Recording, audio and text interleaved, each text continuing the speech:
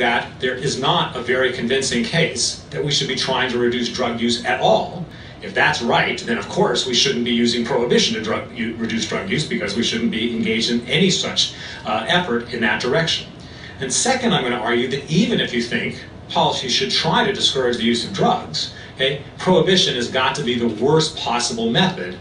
People should be free to do what they want, okay, subject to a few caveats, but only a few. So our presumption should be, our starting point should be, that drugs should be legal, and the burden of proof should be on anyone who wants to restrict freedom, who wants to interfere with consumers' ability to use whatever drugs they want. Now, legalizing marijuana would certainly be a very useful first step.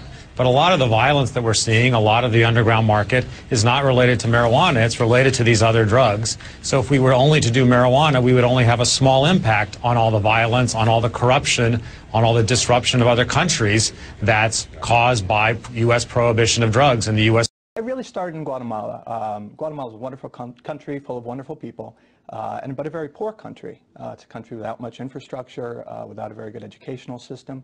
And at the U.S. behest, they were spending millions and millions and billions of dollars on fighting the drug war.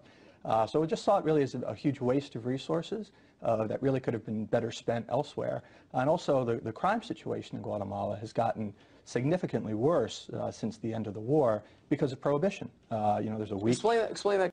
And the war on drugs. So says a high-profile panel of experts in a report released today by the Global Commission on Drug Policy. Former UN Secretary General Kofi Annan, former U.S. Federal Reserve Chairman Paul Volcker, and these guys are no shrinking they're not screaming liberals, and an array of current and former heads of state from nations like Mexico, Brazil, and Greece conclude in a report that the global war on drugs is an utter failure, and it's time to look into legalization. My name is Jim Gierach. I'm here with LEAP, Law Enforcement Against Prohibition, to support the Caravan for Peace with justice and dignity. And I want to welcome the Caravan for Peace. Legalized drugs doesn't mean to make more drugs available. It means to stop making more drugs available that are uncontrolled and unregulated. Law enforcement officers now are joining hands and saying it's time to end the war on drugs in order to restore peace and justice to our communities, to stop incarcerating people to the point that we can't afford schools, the problem with guns, gangs, crime, and to start saving our children. We had, in the late 80s and early 90s, a mayor by the name of Kurt Schmoke in Baltimore. Well, way ahead of his time, he stepped out and said he questioned the drug war. He questioned our policies in front of everybody. Before he was the mayor, he was a city prosecutor. So he had to deal with violent crime in the city. And he had to listen to a recording of a detective being shot, being murdered, making a drug deal, undercover drug buy. He then became the mayor, and he had to work with the health commissioner. And in the 1980s, that's when AIDS and HIV was on the rise, mainly from intravenous drug use in our city.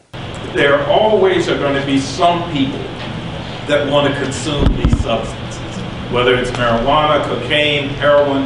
And the question is, how do we control that small segment of the population without doing greater harm to the larger segment? And what we have done through prohibition is taken the problem of that smaller group of people and magnified it dramatically by increasing the cost, the profits, and drawing in a whole criminal element to make profits on that, as opposed to, let's say, viewing those people who take drugs as people to be treated rather than people to be incarcerated. We want to engage the public in a legitimate discussion about the failed drug war.